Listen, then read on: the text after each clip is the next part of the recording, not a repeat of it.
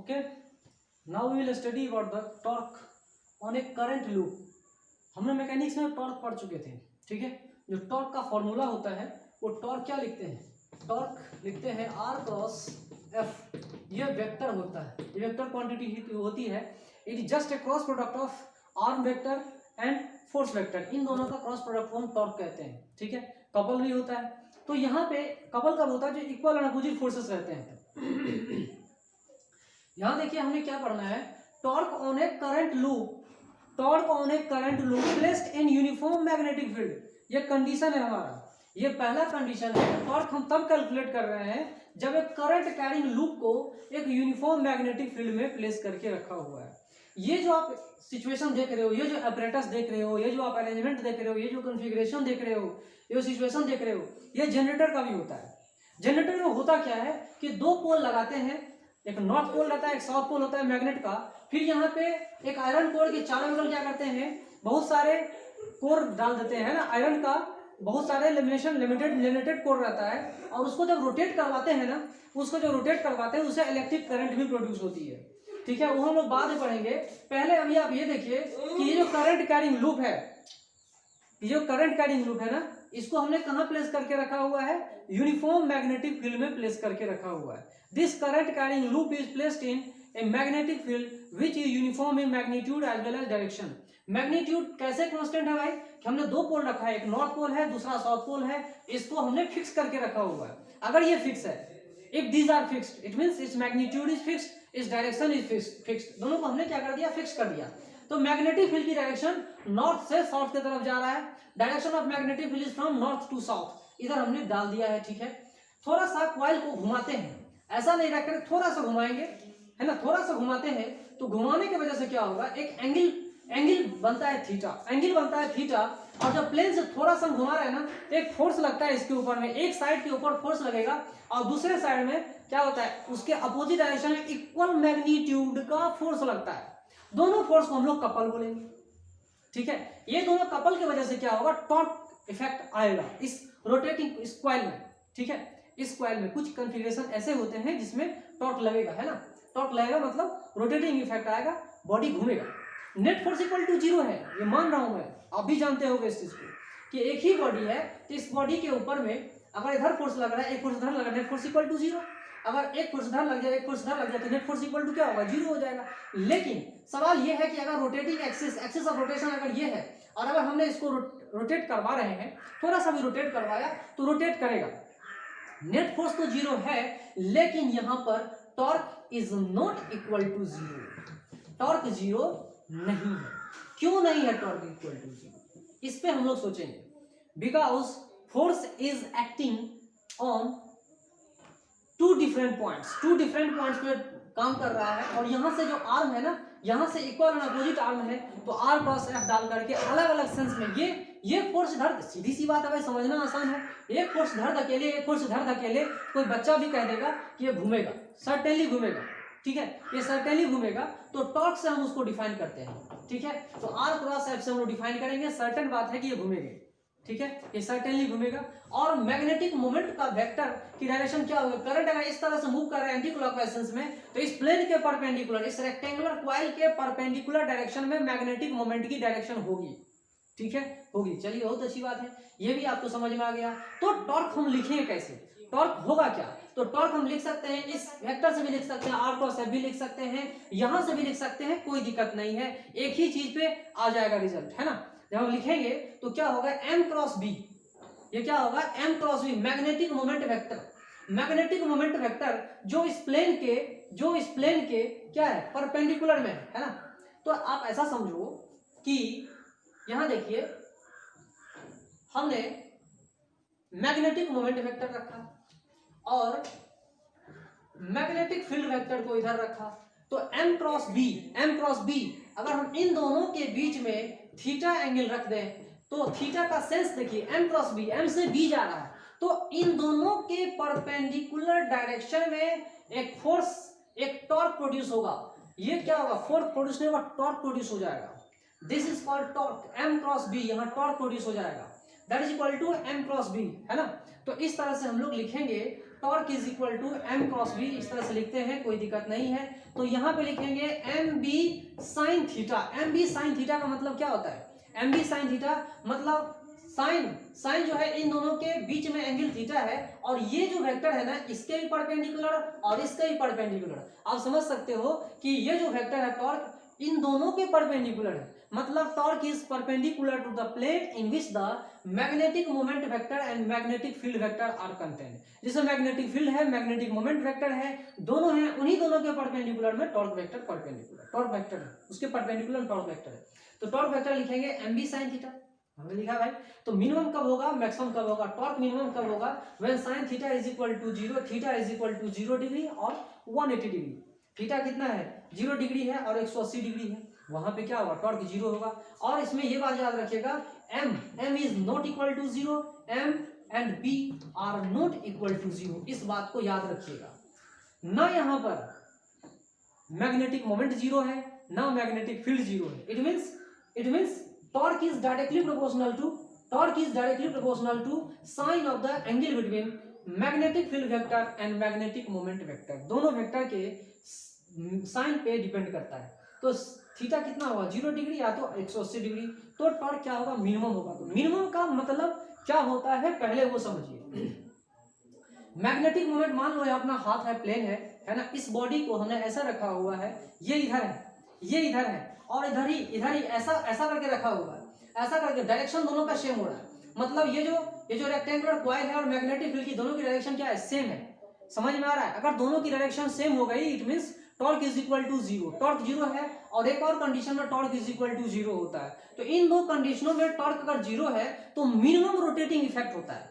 0 का कहने का मतलब क्या होता है? क्या रोटेटिंग इफेक्ट इसका सबसे कम कहां होगा, ये कहने का मतलब है। Torque minimum is equal to 0 मतलब सबसे कम रोटेटिंग चांस कहां होता है, सबसे रोटेट होने का, घूमने का सबसे कम चांस कहां होता है? जब थीटा 180 डिग्री हो या नहीं तो 0 डिग्री हो। इसी को हम लोग मिनिमम टॉर्क बोलते हैं। मैक्सिमम टॉर्क क्या होता है? mb that is equal to sin theta is equal to कितना है? Theta is equal to 90 degree में sin 90 is equal to 1 mb का मैक्सिमम वैल्यू। तो m कितना है भाई? तो लिखेंगे BINS, ये हम लोग लिखेंगे। तो मैग्नेटिक मोमेंट को याद रखिएगा। यहाँ देखिए मैग्नेटिक मोमेंट को हम लोग क्या लिख सकते हैं? मैग्नेटिक मोमेंट को याद रखने के लिए आप SIN से भी याद रख सकते हैं इस चीज को। अगर आपको कुछ याद नहीं हो मैग्नेटिक मोमेंट तो SI sin मतलब होता है पाप। ये क्या है? SI sin का मतलब क्या होता है? पाप, है ना। इस चीज से आप लोग याद रख सकते हो कि SI sin where S is the surface area of the coil, current carrying coil, I is the current in the coil and N is the total number of coils in the coil, है ना। Total number of turns कितने coil में। तो इस तरह से हम लोग समझ सकते हैं, कोई दिक्कत नहीं है यहाँ पर। ये हमने बता दिया बिन्स, और इसको याद रखना है टॉर्क, मैक्सिमम टॉर्क को याद रखना है तो यहाँ रखिए बिन्स, है ना, इसको लिखते हैं बिन्स। ये बिन्स की सब्जी का नाम है ना। तो ये एक बिन्स, इस तरह से भी आप लोग समझ सकते हो, याद कर सकते हो कि मैक्सिमम वैल्यू मिनिमम वैल्यू क्या होता है। तो टॉर्क मैंने आपको बता दिया कि टॉर्क कहां कहां यूज होता है वो भी समझिए। टॉर्क कैसे काम करता है वो भी आप समझ सकते हैं कि टॉर्क एक रोटेटिंग इफेक्ट होता है। जैसे फोर्स क्या होता है? लीनियर इफेक्ट होता है ना। और टॉर्क क्या है? एक रोटेटिंग इफेक्ट है। रोटेटिंग इफेक्ट होता है जैसे पहिया घूमता है ना, गेट कहीं खुलता है, तो ये सब रोटेटिंग इफेक्ट की वजह से होता है। कोई भी घूमने लगता है ना, किसी एक्सिस के लिए कोई अगर बॉडी रोटेट करने लग जाए, है ना, तो वहां टॉर्क लगता है। इसी को समझिएगा। मैंने बता दिया नॉर्थ पोल साउथ पोल, ठीक है। मैग्नेटिक फील्ड यूनिफॉर्म है, मैग्नेटिक डाइपोल मोमेंट भी है, और इन दोनों के बीच में एंगल कितना है भाई? थीटा अगर हम लेते हैं तो कोई दिक्कत नहीं है, ठीक है। तो m क्रॉस b हम लगाते हैं एक्सिस ऑफ, यहाँ तो टॉर्क कितना हो जाएगा? m cross b। टॉर्क कब होगा? ये कपल कब होता है? तो जब यहाँ पर नेट टॉर्क, जब ये तभी रोटेट करेगा जब नेट टॉर्क 0 नहीं है, लेकिन नेट फोर्स 0 जरूर होना चाहिए। Net force is equal to 0। जब नेट फोर्स इक्वल टू 0 होगा तो बॉडी ट्रांसलेट नहीं कर रहा है, body is not translating, body is stationary at the single point, single axis पे ही ट्रांसलेट नहीं कर रहा है, वहीं का वहीं क्या कर रहा है? ये रुका हुआ है। लेकिन सवाल ये है कि अगर ये एक जगह पर स्थिर है तो ये रोटेट भी कर सकता है। जैसे कि आपका सीलिंग फैन रहता है, रूम का सीलिंग फैन क्या होता है? एक ही जगह स्टेशनरी रहता है लेकिन रोटेट कर रहा होता है। तो रोटेट करेगा तो किस वजह से रोटेट करता है, फोर्स ही ऐसा फैक्टर है, फोर्स ही ऐसा फैक्टर है जो उसको रोटेट करवाती है। एक फोर्स यहाँ लग रहा है, एक फोर्स यहाँ लग रहा है, दोनों अपोजिट डायरेक्शन लग रहा है ना। जैसे मैं इसको ले रहा हूँ, इसको दोनों फोर्स लगाऊंगा, एक तो इधर खींच रहा है, एक इधर लेके जा रहा है, इस तरह से रोटेट करेगा, है ना, इस तरह से रोटेट करेगा। ये क्या कहलाता है, कपल। कपल का मतलब होता है, अब जैसे कपल का मतलब क्या होता है, एक वाइफ एक हस्बैंड, उस तरह से कपल होता है, एक फोर्स इधर लगा है, एक फोर्स अपोजिट डायरेक्शन लगा, दोनों अपोजिट डायरेक्शन लग रहे हैं, लेकिन इक्वल इन मैग्नीट्यूड होने चाहिए, ठीक है, इक्वल इन मैग्नीट्यूड होने चाहिए, तो ही क्या होगा, रोटेट करेंगे।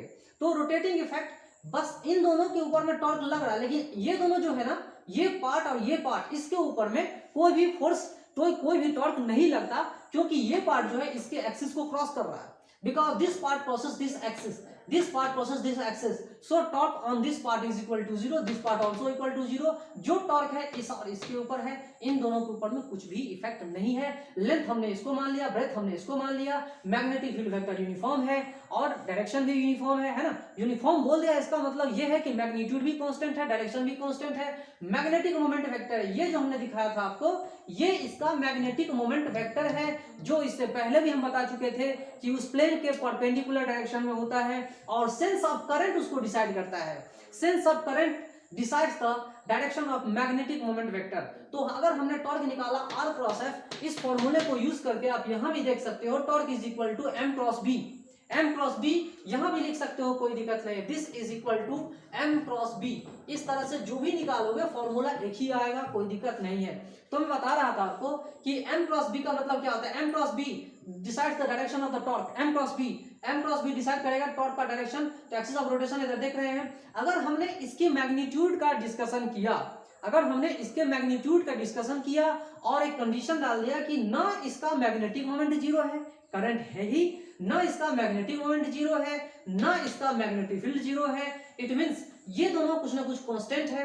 कांस्टेंट अगर है तो torque is directly proportional to sine of the angle between them, directly proportional to sine of the angle between them. Minimum torque कितना है, 0 when theta is equal to 0 degree और 180 डिग्री, है ना, तब ये कम से कम रोटेट करेगा, मिनिमम इफेक्ट है। और टॉर्क मैक्सिमम क्या होगा, mb, that is equal to BINS, बिन्स लिखेंगे यहाँ पर, तो बिन्स लिखने से आपको याद रहेगा when theta is equal to 90 degree. तो सबसे ज्यादा इफेक्ट कब होता है वो समझिए, इधर सबसे कम रोटेट होने का असर रहेगा, और सबसे ज्यादा कब होगा, जब इधर ऐसा हो जाएगा, क्योंकि मैग्नेटिक मोमेंट की डायरेक्शन इधर है, मैग्नेटिक फील्ड इधर है, तो दोनों एक दूसरे के 90 डिग्री पे है, तब जो है ज्यादा रोटेट करने का चांस होगा। रोटेट करते करते करते सबसे कम यहाँ फिर क्या होगा, घटता हुआ चला जाएगा, बढ़ता हुआ चला जाएगा, तो क्या होगा, सबसे कम होता जाएगा, फिर धीरे धीरे फिर मैक्सिमम आ जाएगा, फिर ऐसे करते हुए क्या करता है, रोटेट करते चले जाता है। ठीक है, कंटिन्यूअस प्रोसेस है, वो मैंने आपको बता दिया है। आगे आप देख सकते हैं, यहाँ देखिए और डिस्कशन करते हैं, जो एनालॉगस टू इलेक्ट्रोस्टैटिक्स, इलेक्ट्रोस्टैटिक्स में इलेक्ट्रिक फील्ड के एनालॉगस हमने अगर डिफाइन किया है, तो एनर्जी जो है पोटेंशियल एनर्जी जो है क्या लिखे ना, negative of dot product of magnetic moment vector and magnetic field vector. हमने क्या बताया, यहाँ पे potential energy associated with magnetic field, magnetic field से जुड़ा हुआ कितनी एनर्जी है, कितनी magnetic energy, magnetic potential energy कितनी है, that is equal to negative of m dot B. m dot B का नेगेटिव है ना, तो इसको लिख सकते हैं, कितना लिखेंगे, अगर हम इसको डॉट प्रोडक्ट में लिखना चाहेंगे तो क्या आएगा, negative of mb cos theta, mb cos theta, इसको हम लिख सकते हैं। ठीक है, पोटेंशियल एनर्जी को mb cos थीटा लिख सकते हैं, वर्क डन को हम उससे जोड़ के एनालॉगस कर सकते हैं, mb 1 माइनस cos थीटा, किसी पोजीशन से आप ले सकते हो, जीरो से दूसरे पोजीशन पे किसी पार्टिकुलर एंगल पे लिखेंगे वर्क डन, तो भी हम निकाल सकते हैं। टॉर्क डॉट डी थीटा, है ना, डी थीटा से इंटीग्रेट करेंगे तो आपको वर्क भी पता चल जाएगा। ठीक है, वो सब कहानी है। यहाँ देखिए फोर्स की कहानी, फोर्स क्या है, force is equal to negative of partial differentiation, negative of differentiation of magnetic potential energy with respect to position. Position लिखा हुआ मतलब जो भी आप मैग्नेटिक फील्ड अभी पढ़ रहे हैं, जो भी आप मैग्नेटिक फील्ड अभी पढ़ रहे हैं, ये मैग्नेटिक फील्ड कंजर्वेटिव फील्ड है, ये कंजर्वेटिव फील्ड है, और कंजर्वेटिव फील्ड के अगेंस्ट में ही, कंजर्वेटिव फील्ड के लिए ही एक फोर्स को हम लोग लिख सकते हैं, इस तरह से डिफाइन कर सकते हैं। फॉर ए कंजर्वेटिव फील्ड मतलब जो भी आप मैग्नेटिक फील्ड अभी पढ़ रहे हैं कंजर्वेटिव है, नॉन कंजर्वेटिव नहीं है। It depends only on the initial position and final position, not on the actual path taken.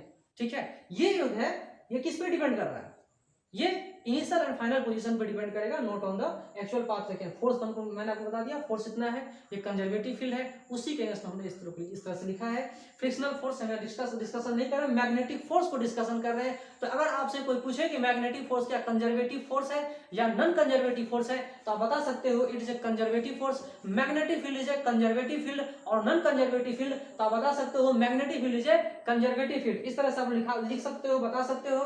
तो बहुत सारे डिवाइसेस इसी के ऊपर काम करते हैं, जैसे बहुत सारे electric motor, moving coil galvanometer, tangent galvanometer, like that जितने सारे गैल्वेनोमीटर हैं सब के सब ये यूनिफॉर्म, बहुत सारे गैल्वेनोमीटर ऐसे हैं जो यूनिफॉर्म मैग्नेटिक फील्ड में काम करते हैं, और आप लोग ऑब्जर्व करते होंगे, है ना, देखते भी होंगे। ओके